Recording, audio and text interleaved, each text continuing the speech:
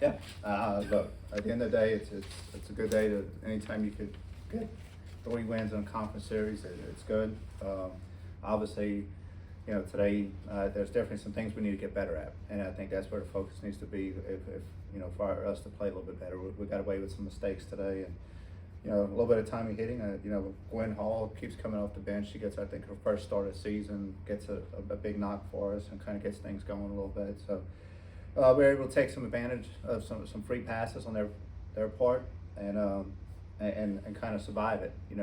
Again, we give up 2 runs in the first inning that like to not play catch up the entire time, and feel like we have some opportunities with middle of our order with runners at second and third that we don't get the big hit.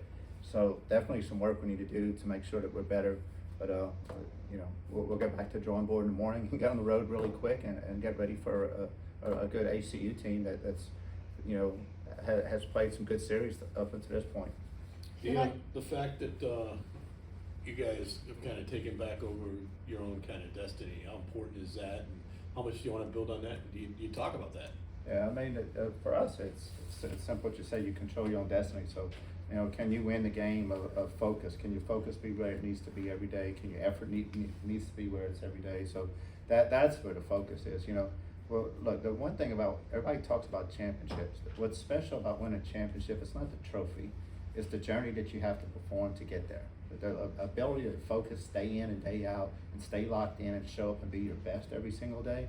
And if you could do that, that's the prize to me, is knowing that you could accomplish those things. And I think that's a challenge for every team in the country. That's what you're trying to do, and that's definitely no different than what we're trying to do. Is make sure that we're our best. We win the energy game, we win the focus game, and we play at a high speed. And if we could do those things on a consistent basis, we believe success stands on the other side of that. So that's where our focus is, and understanding what it takes to do that every day, because this league's tough, and anybody can beat you on any given day. That's what's great about this sport. If there's a pitch, there's a chance. The game never ends, and if you don't show up one day, make one mistake, it could cost you. So that's the pride, and when you win a championship, you know that you did some things exceptionally well. And that's our focus right now, is to be a little bit better in certain situations and make sure we keep moving forward as a team and not get complacent. One of those areas you want to improve on is it base running. I mean, the double play there, and what was it, the fifth inning that prevented the 2-run home run instead of a 1-run. Yeah, I mean, we got to see balls through. We got to be able to do a better job of coming off the bag and getting our eyes up on the ball.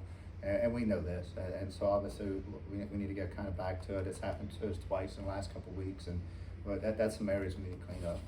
The one thing I like to see is eliminate the free passes, the walks, the mistakes in the outfield that they give up that extra bag.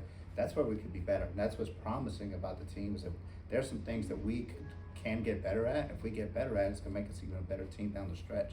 And so that's the things we're trying to clean up right now.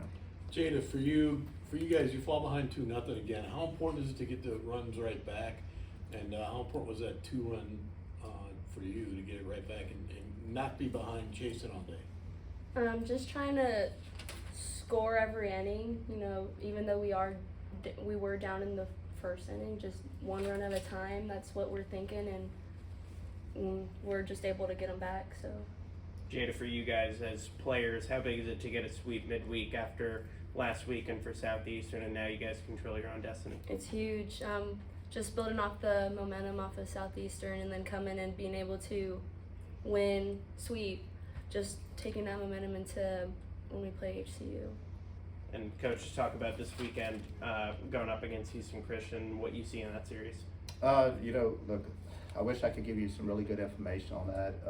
Obviously, we've been preparing for 3 teams in a short period of time. We hadn't got a good opportunity. I'm gonna do that as soon as we finish this. I'll start on HCU.